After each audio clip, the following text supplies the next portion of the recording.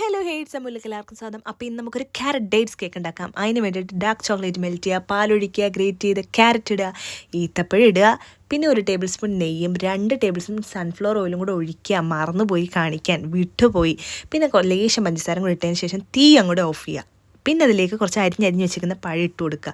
വേറൊരു പാത്രം എടുക്കുക, 2 മുട്ട ഇടുക, വാനില എസൻസ് ഇടുക, മിക്സ്.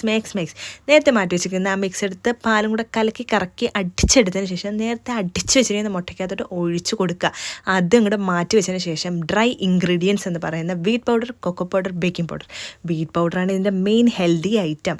പിന്നെ അത് നേരത്തെ അടിച്ച് വെച്ചിരിക്കുന്ന സാധനത്തിനകത്തോട്ട് നാക്കൊക്കെ കുരുങ്ങുന്നു.